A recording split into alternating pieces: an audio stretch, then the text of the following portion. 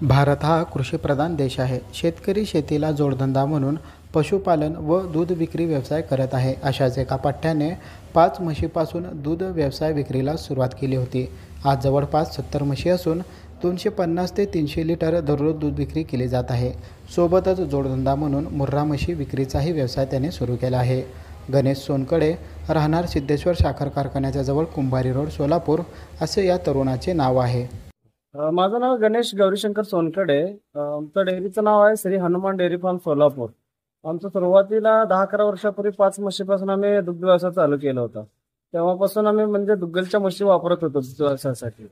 पुन्हा गुजरातच्या म्हशीपासून दुग्ध व्यवसाय चालू केला, त्याच्यातून तेवढं रिझल्ट मिळाला नाही आम्हाला. पुन्हा 6 वर्षापासून आम्ही हरियाणाच्या मुर्रा म्हशीमध्ये काम करतोय.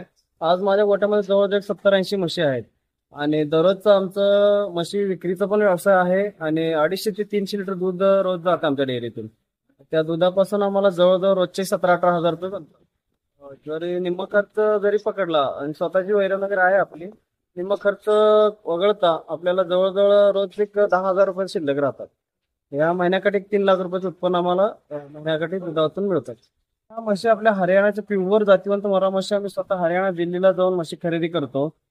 त्या म्हशी इथं 5 दिवस प्रवासानंतर हरियाणातून सोलापूरमध्ये जेव्हा येतात आमच्या गोट्यावर, तेव्हा आल्यानंतर त्या शेतकऱ्यांना म्हशी सेट झाल्यावर दूध दाखवून 2 टाइम 4 टाइम दूध दाखवून आम्ही खात्रीच्या म्हशी शेतकऱ्याला पुरवतो. म्हैस ही भारतात नंबर 1 म्हैस आहे. टॉप ब्रीडची म्हैस आहे. दूध भरपूर काळ देते आणि भरपूर दूध पण देते. त्याची खासियत म्हणजे जातीवंत म्हैसचं रिंग सिंग आहे, ते सडातील अंतर आहे, ते धार काढण्याची जे सड वगैरे त्याचे एकदम मऊ वगैरे असतात.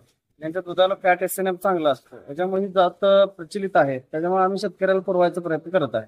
म्हशीच्या आरोग्याची काळजी हरियाणातून प्रवास करून आल्यानंतर म्हशीला गूळ वगैरे, मोहरीचं तेल, मेथी, अळीव या गोष्टीचा समावेश असतो. मिनरल मिक्सचर, कॅल्शियम ह्या गोष्टी दिल्या जातात आणि चांगलं सकस आहार दिलं जातं. दूध आमच्या इथे जाग्याला गवळी येऊन घेऊन जातात. 60 रुपयानं दरानं दूध आमचं विकले जातं.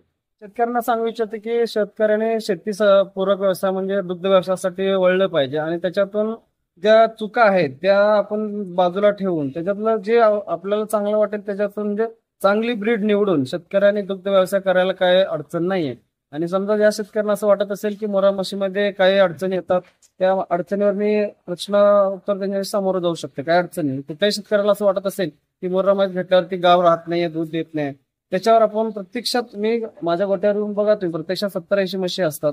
हरियाणाच्या महिन्याकाठी जवळजवळ 50 म्हशी माझ्या इथून सेलिंग होतात, विक्री होतात. ज्या म्हशी खात्री आहे त्याच म्हशी आम्ही शेतकऱ्याला पुरवतो.